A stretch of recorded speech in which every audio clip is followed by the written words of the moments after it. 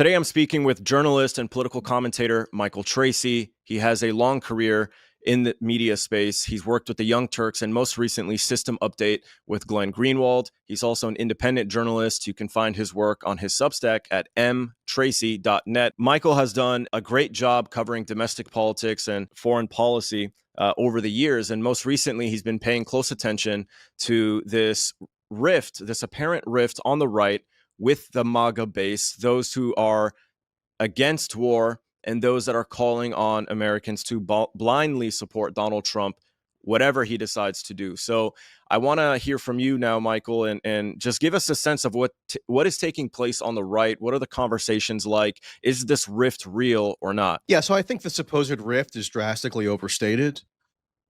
I think it's partially a function of a phenomenon that was more reminiscent of the online left in my experience in recent years, which is that people radically overinterpreted what they were seeing on prominent social media platforms as representative of the Democratic Party base writ large. So, for example, in 2020, Bernie Sanders supporters in the Democratic primaries skewed younger, skewed more actively online, and Joe Biden supporters in the Democratic primaries skewed older, skewed among demographics that were less naturally tethered to social media platforms and so forth. And so that kind of created a distorted picture of what the prevailing sentiments were if you're talking about the Democratic Party base in aggregate. And, activists and such are also overrepresented online, people with like media adjacency. And so that kind of sent a certain kind of feedback into the Democratic Party's sort of mainstream that distorted or skewed what the prevailing sentiments of their party's base were. And I think there's a similar dynamic going on now in the Republican Party, where you have younger Republicans, younger Trump supporters who are followers of certain podcasts, active users of X, etc., projecting this notion that if a war with Iran is launched, that's going to be a huge betrayal of the quote-unquote base. And how do you define what the Republican Party's base is? Is the Republican Party's base really primarily represented by whichever tweets get algorithmically prioritized on X? Probably not. That's probably not what the median Republican voter is best represented by. And so there was a poll in late May by Rasmussen, which is ordinarily seen as a pollster that's sympathetic to Republicans or even aligned with Republicans, and maybe taken with a little bit of grain of salt from that respect. But they found that 75% of Trump 2024 voters would support a U.S. strike on Iran. And the figure went up to 84% when you selected for voters who still express a strong preference for Trump or strong approval of Trump. And that was before, let's remember, Trump started publicly whipping up a kind of war frenzy. So given that the overriding dynamic in the Republican Party is obviously loyalty to Trump or fealty to Trump, I think you would expect that dynamic to intensify further. And even among people who, like Charlie Kirk, for example, he's somebody who's seen as a prominent influencer or a representative of the base or whatever. If you look carefully at what he's saying, yes, he does sound these notes of caution or skepticism about the prospect of, quote, regime change, wars, or what have you. But he's also simultaneously demanding that his audience trust Trump. Yeah, uncritically place trust in Trump. So the government is literally mobilizing for war as we speak. Trump is rushing military assets to the Middle East. He already generated this whole situation to begin with, which we should get into, by contriving these supposed negotiations that ultimately served as the pretext for the initiation of the bombing campaign last week. And Charlie Kirk, who is, I guess, in the media, right? He does have like a podcast, and he's a professional Republican activist. He's like joined to the hip with Trump, and some people in this demographic, I guess, listen to him and take his instructions or whatever. He's still calling for unwavering fidelity to Trump. Same with Steve Bannon. Steve Bannon has also expressed these notes of skepticism, and my understanding is he actually even met with Trump yesterday at the White House. But even he has said that look, I mean, we might not like it, but all us in the America First MAGA crowd are going to jump on board if it's decided by our commander-in-chief, who we've poured all this emotional political energy into supporting. If he decides that it's necessary to go to war with Iran, we're going to just support it. And so I think the rift is really overstated. I think, to the extent that like prominent quote unquote anti-establishment podcasters or whatever, I don't have any personal animosity toward a guy like Dave Smith. However, he and people in his cohort made a political decision in 2024 to endorse Donald Trump, to campaign for Donald Trump, to advocate that their followers vote for Donald Trump on the ground that Trump represented this vague, nebulous, anti-establishment energy, that he was anti-war, etc. And they would point to the campaign rhetoric of people like RFK Jr. and Tulsi Gabbard, who I think are going to go down as a masterclass in the most obfuscatory, nonsensical campaign propaganda that maybe we've ever witnessed in recent American political history anyway. Because on the one hand, you'd have RFK Jr. say stuff like, go look at his Madison Square Garden rally appearance in October of last year. He'll say stuff like, Trump is going to dismantle the military-industrial complex, and he's going to end the warfare state. He's going to bring bring peace to the world. You and I talked about how these Muslim imams in Michigan, whom Trump was catering to, jumped on stage with him. You were apparently invited. Maybe you can talk more about this. Jumped on stage with him, echoed some of this rhetoric from the likes of Tulsi Gabbard and RFK Jr., and believed Trump when they heard these vague platitudes about how Trump was going to bring peace to the Middle East. Now, those are platitudes. Those have no policy specifics whatsoever. They're just these ambiguous aspirations and slogans and so forth. It's almost as bad as Pete Buttigieg in the 2020 election when he was running against Joe Biden in the primaries, and he was just coming out with all these empty, vague, nebulous statements that meant nothing, but people were getting hyped over. Yeah, I mean, I think it's a lot more egregious in this respect. Simultaneously, as these comforting-sounding platitudes were being promulgated, Trump and his surrogates and the people who would actually play a prominent policy role in his administration were openly declaring that they would support exactly what's going on right now. Yeah. Trump on numerous occasions said Biden is such a weakling because he's not enabling Israel to strike Iran's nuclear facilities. Israel should strike Iran's nuclear facilities. Trump came out and gave us a campaign speech saying that he's going to threaten to blow Iran to, quote, smithereens, blow up the entire country, because they had supposedly threatened to assassinate him. That's another claim that he amplified.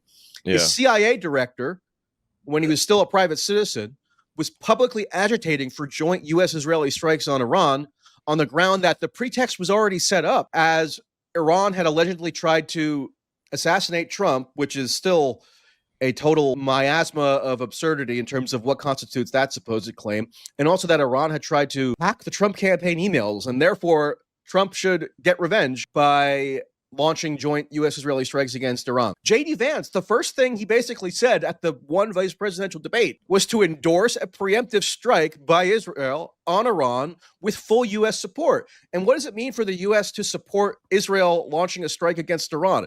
It's not just sending out some words of commendation. Obviously, if you know anything about the U.S.-Israeli relationship, you know that Israel is an appendage of the United States militarily, in terms of intelligence sharing, in terms of every logistical step that would be required for Israel to wage such a campaign against Iran, which was going to be one of the most audacious in its entire history. So what, you think the U.S. is going to be a passive bystander or observer of that? Of course not. And J.D. Vance knew that, and he was signaling that, and anybody who had the slightest bit of foreknowledge or discernment ought to have understood the implications of what J.D. Vance was openly advocating, what Trump was openly advocating. But it was occluded by these simultaneous expressions of aspiration around Trump as this anti-war candidate, or ending endless wars was going to be his big priority, etc.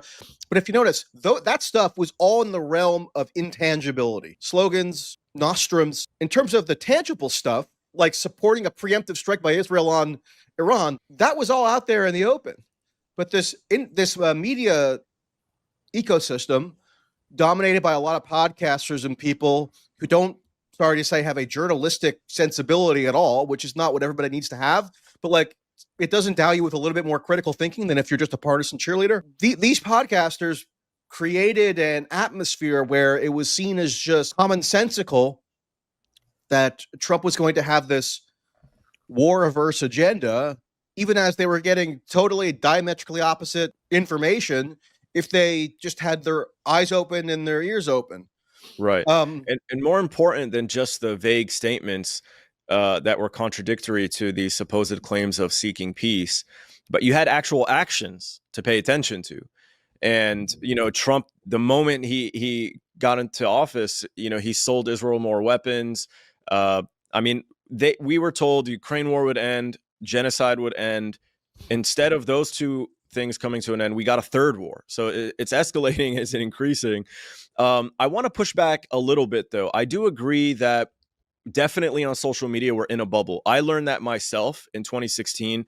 I would have voted for Bernie Sanders. I have never in my life voted for a Democratic candidate. I've always voted third party. So in 2016, I considered voting for Bernie Sanders.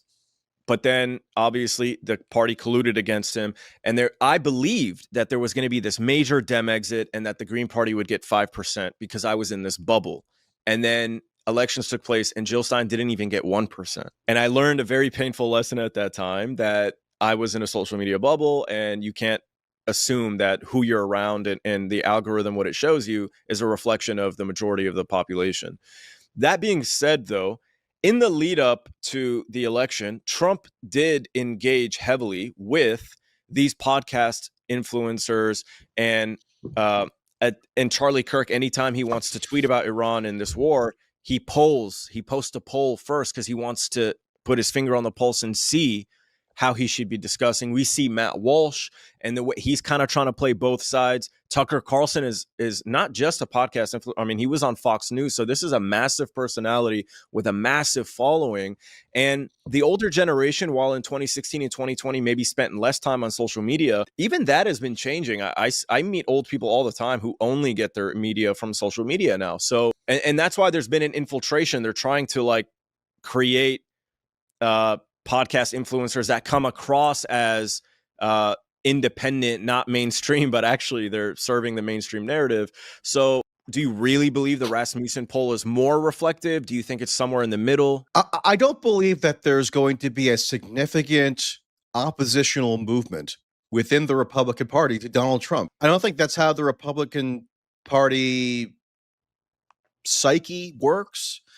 I think that's much more likely to happen on the Democratic Party, however ineffectual it might be. Like there was a left wing, or let's say more on the left than the right, rather than narrowing it to the Democratic Party or Republican Party. I think on the right is much more kind of instinctively hierarchical in terms of following the dictates or the authority of the leader, whereas on the left, there's more likely to be at least some protest or some dissension.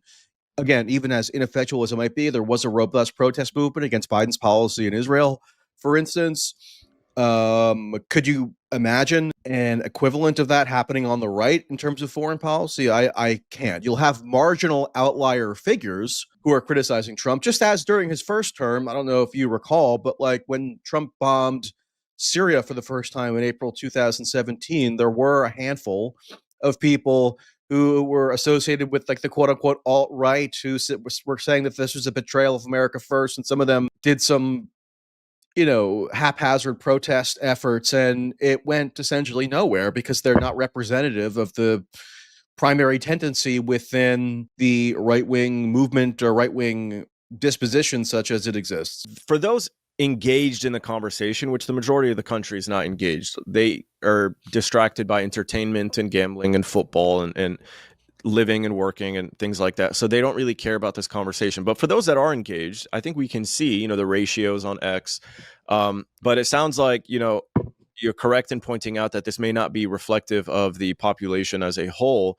So you don't believe then that Trump is worried that making the wrong decision on a war with Iran could affect the midterms potentially? I don't think Trump I always am a little bit hesitant to psychoanalyze Donald Trump or psychoanalyze Putin or psychoanalyze any world leader. I feel it's like an annoying genre of punditry. but I'm not sure Trump really cares all that much about the Republican Party's prospects writ large. Like, I don't think he's going to be calculating what he does right now in anticipation of what might happen in the midterms in a year and a half. I don't even think it's clear that to stoke a war fervor would work against his political interests. Like, historically, when a war is launched, it produces a quote unquote rally around the flag effect and bolsters support for the leader, because uncritical allegiance is demanded in the midst of wartime.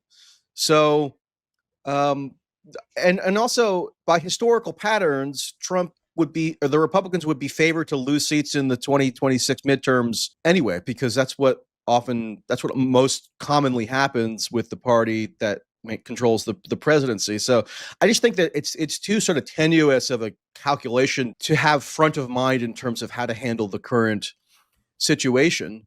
And I think when Trump, posts America first means Iran cannot have a nuclear weapon, I think most people are going to buy that, with the exception of the tiny minority of people who, as you mentioned, are like very actively engaged in the daily conversation and debate, who have the bandwidth to dissect that claim with a little bit more rigor. Right. By and large, the people who are just like receiving signals as they go about their ordinary lives, and they're just kind of instinctive baseline Trump supporters, are going to, I don't think, have much of a problem reconciling that, especially because Iran is going to be claimed to be, this Islamic terror regime, and it's not that hard to convince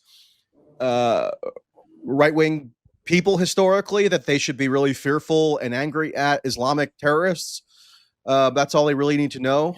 Yeah, and there are videos of entire crowds in Iran chanting, "Death to America." Yeah. So it's not going to be too hard for them to plaster that on Fox News and just, But fewer and fewer people are watching Fox News and CNN, right? So I'm definitely in agreement with you. I'm always cautious to think that, okay, what I'm seeing on my algorithm is reflective of the entire population. But when you see guys like Tucker Carlson grilling Ted Cruz, I mean, that was a massive interview. What did you make of that exchange, and how do you factor that into? Yeah, I mean, I think it was a great interview. One of Tucker's best. I actually hope that he continues using his independent platform for more stuff exactly like that, because I don't know, I don't think I need to see a 90-minute conversation with Cat Turd or other like social media personalities so much as actually doing a proper adversarial interrogative interview with a powerful politician who's willing to give like a long time to probe at length. So yeah, that was just a very high quality interview. However, I will note that if you noticed, Tucker still goes to great lengths to say how much he loves Trump, how he's fundamentally a supporter of Trump. He campaigned for Trump. So, and even when Ted Cruz tries to like introduce a wedge between Tucker and Trump by saying, look, Trump says Iran tried to assassinate him. You don't believe him? Or Trump has always said that Iran can't have a nuclear weapon, et cetera, et cetera. So to try to set up the dynamic whereby Tucker has to argue more expressly against Trump rather than these abstract, phantom sort of nefarious influences that are perpetually surrounding Trump and leading him astray or forcing his hand or what have you. It's always the malevolent neocons who are conniving in the background, not Trump as the primary agent of responsibility, right? Tucker can't really take the bait. He still says, yeah, of course I love Trump. So I just think that to remain in good standing in the right-wing ecosystem, particularly if you ever want to run for elected office, if you want to win a Republican primary, if you want to retain your audience in Trump-adjacent media spheres, if you want to have any hope of like advancing through the Republican professional class, you cannot directly come out and oppose Trump.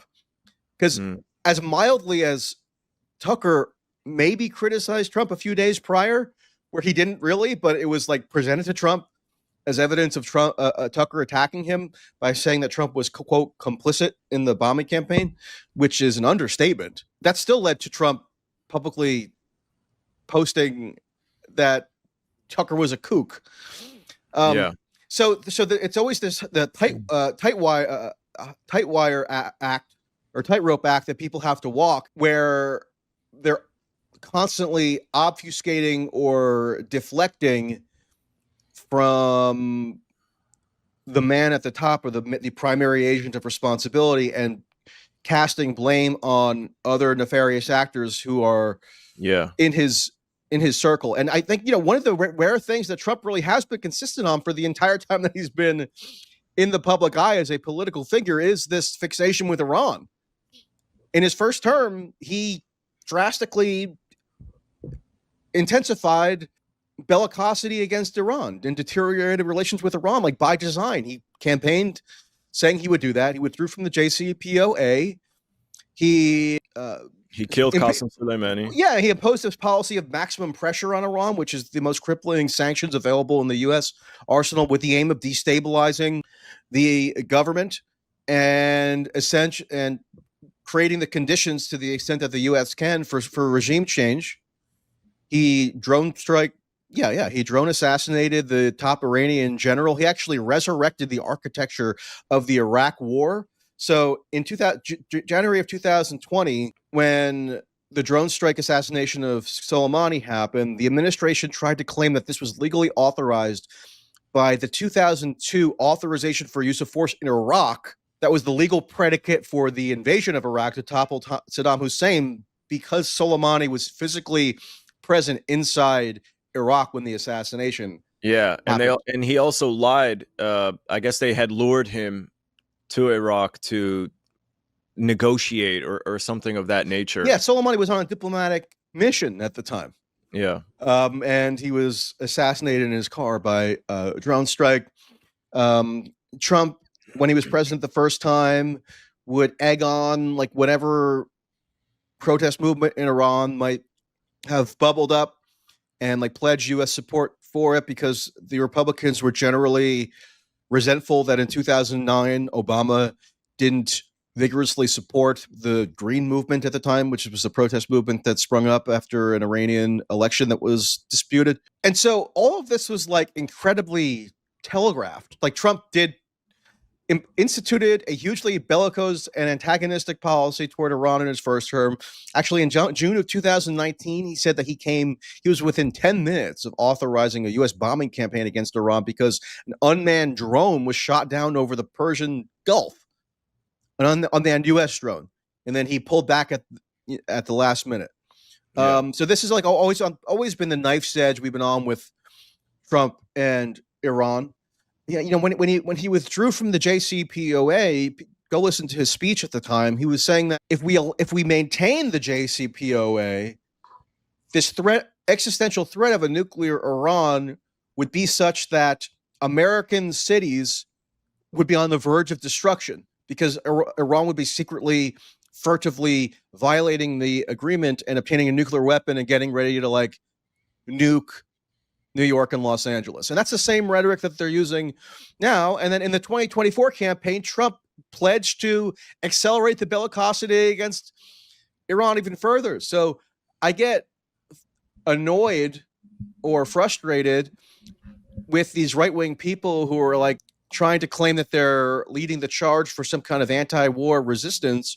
They were all cheerleaders for the candidate who was openly telegraphing and pledging he was going to do this, but they chose to willfully self-deceive, or they just didn't care. I mean, I don't know. There's some kind of mass psychology phenomenon going on there that caused them to present this totally fatally flawed like depiction of what Trump was pledging. Yeah. I've noticed that people delude themselves into this belief and this perception. They see what they focus on, and they believe what they focus on. So they want to believe that Trump is going to be America first. They want to believe that America, isn't what it obviously is, right? This empire, at both at home and abroad. They want to believe that, he's going to end these wars. But as you've pointed out in extreme detail, Trump is a hypocrite. He does the exact opposite of everything he claims he says he's going to do. And I think, right now, though, I get why people like Tucker and others are saying, look, I'm not against Trump. It's because they're competing, for the base of those who aren't really involved in the conversation and they just love and support Trump. Max Blumenthal and I were just at the military parade in DC this weekend, and we interviewed people who were there to support the parade. And a lot of them were there just to support Trump. And one, Max asked one person, he said, are you here to, why do you support Trump? And the guy's daughter got involved in the conversation. She interrupted and she said, it's not us supporting Trump. We support America. So they view Trump and America as intertwined. If you support America, you have to support Trump. And so if you're criticizing this potential war, then you're actually criticizing America as a whole. And so this is the kind of people they're dealing with. And so I understand why they're trying to say, look, I don't dislike Trump. I just dislike this policy of going to war, and it's not actually him; it's those around him. So I get why I get the logic from the standpoint of politically maneuvering. I just think at a certain point it becomes an untruthful portrayal of what's going on. If your primary duty is journalistic or truth telling or something, and you're constantly couching or qualifying every description that you're making of ongoing political events, especially when they're of the magnitude of what's going on right now, then I think that's something of a disservice, because it's presenting an inaccurate picture of the dynamics at play that are now on the verge of, which are now embroiling us in a cataclysm. What do you think happens next? Do you believe that Trump will actually strike Iran? Will it be as destructive as people claim? Let's go back and just briefly review this whole supposed negotiating exercise that Trump instituted when he came into office with respect to Iran, right? Mm-hmm. His publicly stated position was that Iran can't have a nuclear weapon, and he would prefer to do it the easy way rather than the hard way, meaning he would prefer to have some ill-defined diplomatic resolution rather than have to deploy a military option. And he delegated the task of negotiating with Iran to Steve Witkoff, who's this all-purpose envoy who seems a tad overstretched if his portfolios include everything from Russia, Ukraine, to Iran, to Israel, Hamas, etc. But that was who was given to Steve Witkoff, although he's not a lifelong public-facing ideologue. Everything that you can examine from his history shows that he's hardcore pro-Israel. He attends pro-Israel galas and fundraisers and gives money, etc. Basically the standard sensibility you'd expect of somebody of his archetype. And so he's put in charge of these Iran negotiations, and very soon Witkoff begins to declare that the only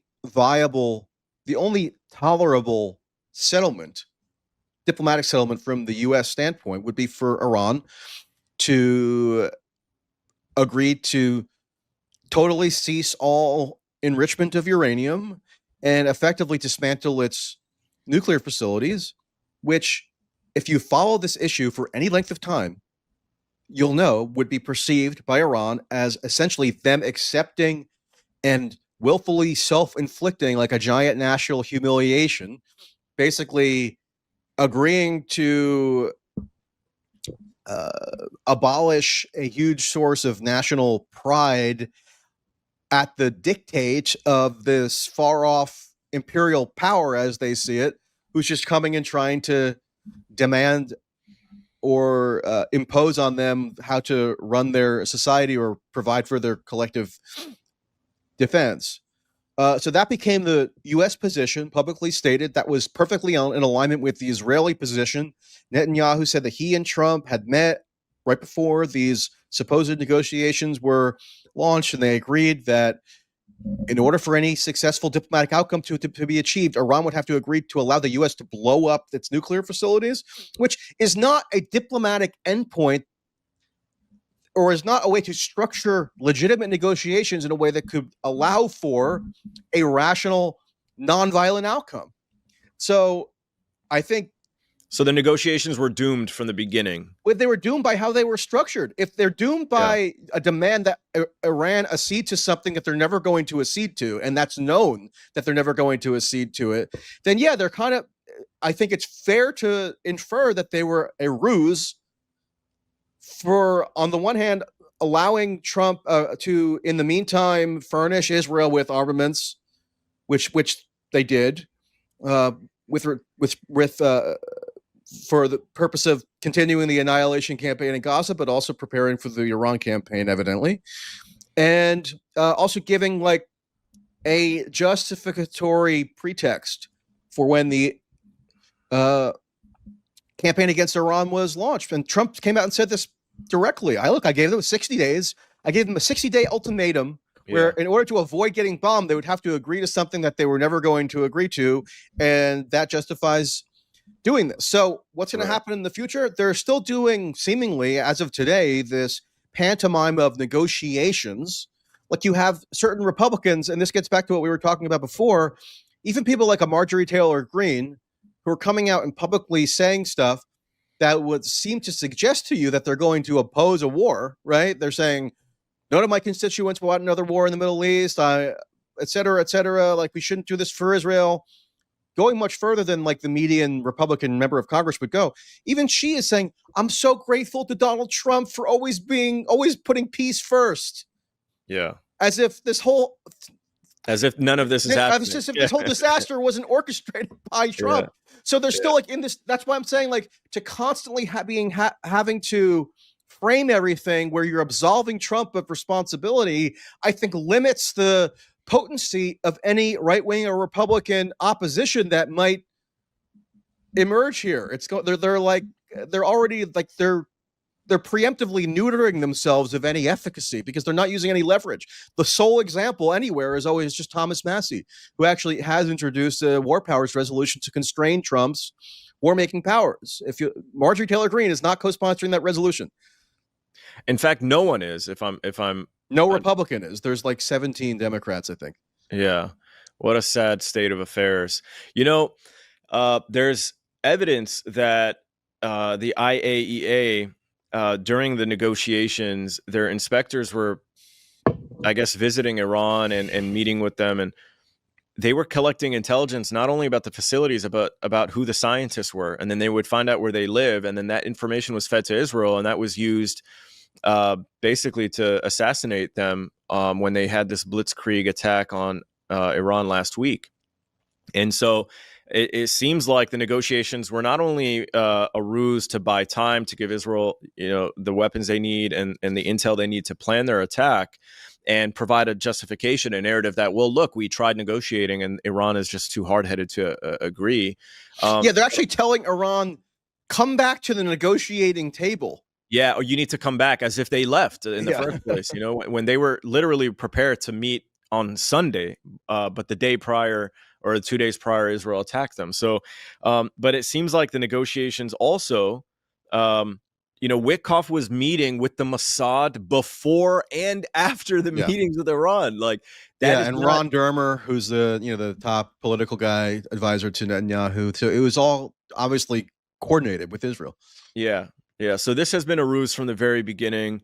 I'm not optimistic whatsoever. I think this war will take place anyway.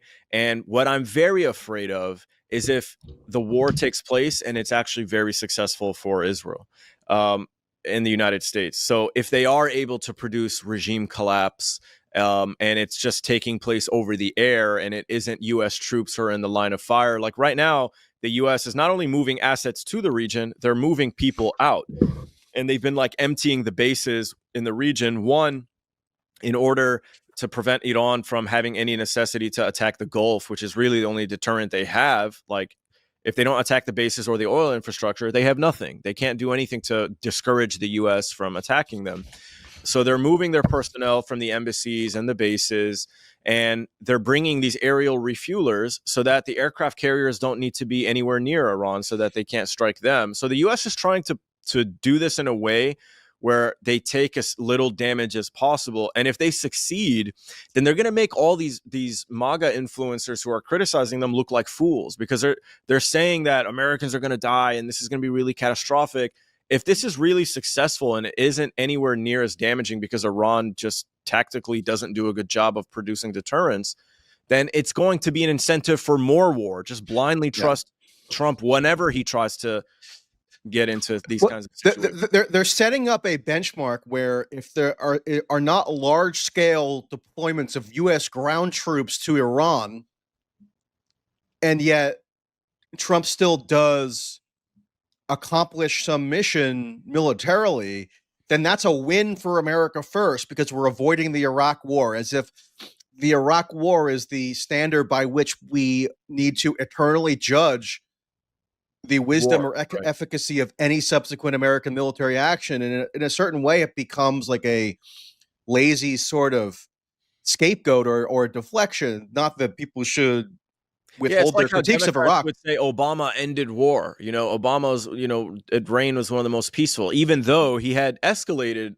war and spread it across the region. He had bombed like more countries than like any other U.S. president all at once. But because you didn't see U.S. troops and Humvees driving through the desert in the Middle East, people just assume that we weren't at war. It's not George W. Bush invading and occupying Iraq for 8 years or whatever. But so therefore it's in accordance with our America First foreign policy. That means it was really smart for Trump to demand unconditional surrender of the Iranian government, which is the same thing that was demanded by Franklin Roosevelt in 1943 of Japan and Germany in the midst of World War II. So that's the sentiment that Trump is echoing back to. I don't know if he's familiar with the World War II era history, but he found that term, or somebody fed him that term somehow, right? Who must have some familiarity with its etymology. And obviously, if you're invoking like a World War II era maximalist demand for unconditional surrender, then that's going to evoke images of like you have to extirpate the entire German state, which is what happened, or you have to drop 2 atomic bombs on Japan in order to achieve that, etc. Or like threatening to kill the Ayatollah open, like he's like, we know where you are. We can kill you right now, but we don't necessarily. Ordering mass evacuations of the entire capital city of Iran. But Michael, Trump is the peace president. Yeah, he's the steady hand. So yeah, you're right in that he'll have done all that. Maybe he'll authorize this large-scale bombing campaign, which actually Seymour Hersh wrote yesterday, is already in the works for this weekend. Could be tonight. Who knows? Yeah. I think it will be any moment now. I think that's what's being telegraphed, but who knows? But this is not like the minor thing that Trump authorized, was on the verge of authorizing in June 2019. This is a huge mobilization of military assets from across the world. They're bringing like carrier strike groups over from East Asia, etc. And tanker refuelers are flying from all over the place to be pre-positioned. So I don't know. It seems like if they don't go for it, then people should ask, how much did it cost to do that elaborate bluff that didn't actually amount to anything? Because maybe the remnants of Doge should investigate how much waste, fraud, and abuse went into that expenditure. Right. But yeah, you're right in that this idea to trust Trump, they're going to frame it as a victory for America First foreign policy and putting America first if it simply just doesn't result in a 10-year occupation, which it may not be. I mean, if you're collapsing, okay, so Israel says that they're looking to do regime change. Like they're not even hiding it anymore. The defense minister said yesterday that Khamenei can no longer exist, meaning that they're going to be vaporizing him. You would think. You don't necessarily have to occupy the entire country to spread democracy if you just collapse and destroy it.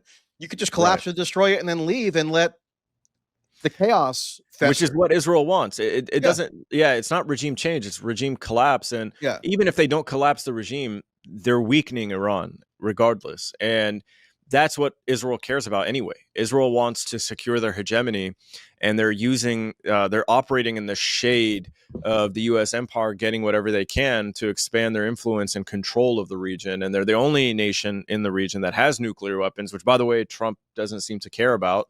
Nobody cares about in the political class, in the power structures. The IAEA doesn't care. They're collaborating with Israel to feed them intelligence about Iran's nuclear program so Israel can undermine it. So, yeah, this is all unfortunate. I am expecting the worst, to be completely honest with you. I think Netanyahu's been telegraphing this. In a way, he's more in control of the situation than Trump is. You know, him and his forces are kind of guiding Trump where they want. And he has said for the last 2 years, we're going to reshape the Middle East. And I know for a fact he did not jump into this war just to save his political career. I think this is an Israeli war, not a Netanyahu one. And they knew that Iran's capabilities were powerful, and they knew that they had limited interceptors. But he said he gave a 2-week time frame. It's been 1 week, and now the U.S. is about to come in for the second half. And I think they're going to do something big. I think we might witness one of the biggest airstrikes in world history. I think we're going to see hundreds of jets operating at the same time to just decimate Iran's infrastructure all at one time. Yeah, I mean, I would also just emphasize that it's an American war. I think there's a tendency to kind of say, oh, look, Israel's controlling our foreign policy again. The United States has no autonomy anymore because everything is just dictated by Israel because they're blackmailing everybody or whatever. I think a lot of that really does miss the mark. Maybe that's a controversial statement to make. I do think that, you know, it's a function of American autonomy. They view Israel as a loyal appendage to project American power and to further enshrine or to bolster American hegemony in the region. And Trump is like on board with that project, hence the close collaboration every step of the way with Netanyahu. I mean, there's not much that anybody can really do at this point, I don't think. You know, people can feel free to tweet saying, I love Trump, yet I'm worried about regime change or whatever.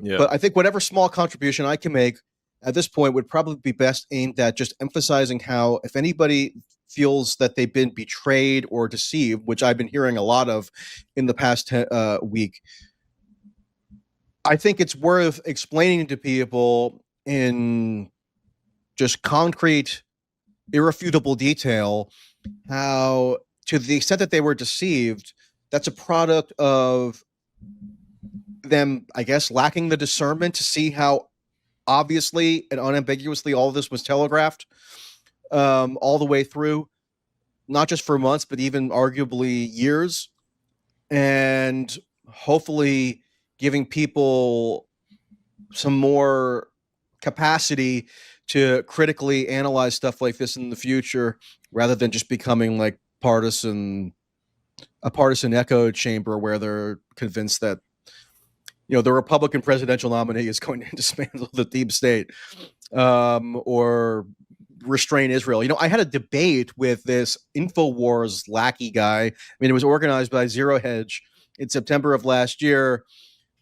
And it was about, you know, the presidential campaign in Israel. And this guy was seriously arguing that Trump was going to hinder hinder Netanyahu's like Greater Israel project, or in other words, his thesis was that Trump secretly loathed Israel and was going to put huge constraints on Israel. Meanwhile, Trump is running on the most fanatically pro-Israel campaign platform of any presidential nominee virtually ever. And that came to fruition within like 2 weeks of his term, when he all of a sudden comes out with Netanyahu in the White House and says, oh, gee, by the way, the U.S. is going to be taking over Gaza and turning it into a U.S. military protectorate. Yeah. And then they systematically undermined the ceasefire that everybody was supposed to hail Trump and Witkoff for implementing. They greenlight the resumption of the end stage, like, apocalyptic annihilation offensive in Gaza.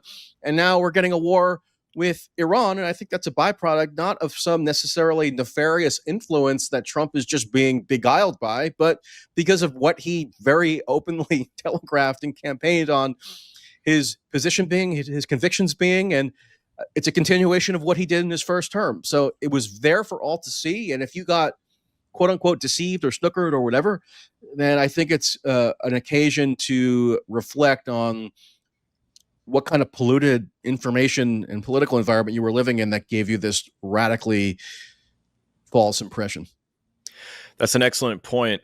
I think that, and that will happen for a significant amount of people, not the majority, obviously, but they're going to gain more media and political literacy. And just, there's a simple rule. Don't trust anything, period. You're always being lied to. And it's time to acknowledge that anything coming from media. I think one thing that I've learned that I was kind of naive about and new to, just how they deliberately leak things. Like you're being, oh my God, in the beginning when Biden, you got tough with Netanyahu on the phone, or Trump, there's a rift between Trump and Netanyahu. I didn't fall for that, but I did kind of wonder, like, is this real? Like, how could I even believe that? Who would leak that and why? It's obvious that they use leaks and unnamed sources to just create narratives and perceptions and distract people without anyone having to take responsibility for making that claim. So yeah, and you have to develop media literacy. There's no like single formula for how to do it. I found the idea that there was this supposed rift between Trump and Netanyahu totally absurd from the outset, because how is that supposed rift manifesting in terms of policy? Trump was expediting heavy munitions to Israel. They colluded to undermine the supposed ceasefire that lasted until mid-March and then greenlit the resumption of the campaign in Gaza. It's Trump funny. Trump and Wickoff. You're pointing to actions that actually matter. But on the flip side, people who do believe that there's a rift will point to a stupid clip where Trump shakes Netanyahu's hand, and they're like, "Look how he's shaking his hand." Yeah. So if you're, I always try to be more tethered to the tangible policy outcomes and then extrapolate from that. So for one thing, Wickoff, based on all the reporting that's come out from Dropsite and others, basically swindled Hamas by saying, if you release the last remaining American-Israeli captive, Elon Alexander, Trump will come out and publicly call for a ceasefire in Gaza. It didn't happen. I guess was just a lie. And yet at the same time, we were being told that there was this giant rift between Trump and Netanyahu. Like, based on what? Like, how is that manifesting itself in terms of what tangibly is going on right now in the real world? Not at all. Yeah. And so I think if people are more attached to that as like a heuristic, they'll be less likely to fall for these confabulated narratives. Yeah, people need to be more skeptical, trust nothing, everything's propaganda. You say trust nothing, but like when JD Vance, as his first statement at the vice presidential debate, says, yes, explicitly, we support Israel launching a preemptive strike on Iran, and the U.S. must support it. Like, I trust that that's a real reflection, of what they're actually going to do, right? So I mean, so you have to kind of, trust but verify, or trust using some critical thinking. Yeah, that is best. Well, it's a number of things, right? Yeah, it's like because Vance could have said, we're going to improve healthcare. Okay, well, let's match that with who funds you and who backs you and what you've done in the past. And so when he opens up with that statement about Iran, you compare that to how much money he's taken for the military industrial complex, his relationship with Palantir, this war tech, death tech company, and all kinds of other things. And it's like, yeah, okay, I trust that. But when he says, when Trump says we'll make peace, just consider the fact that, he created the situation by pulling out the JCPOA, as you pointed out. But Michael, I got to get going. Okay. I really appreciate you. I can go on forever. You got to reel me back. I know.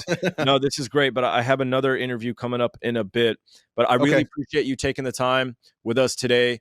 mtracey.net. Check out his Substack. Follow him on X. I'm putting it here on the screen when I edit this and get it uploaded. But really appreciate you, and hopefully we can get you back on. We'd love to, hear your thoughts as this continues to move forward. And I think by next week, we're going to be in a completely different situation, and we're going to need your analysis on that. So thank you for being here, and talk soon. Trust nothing.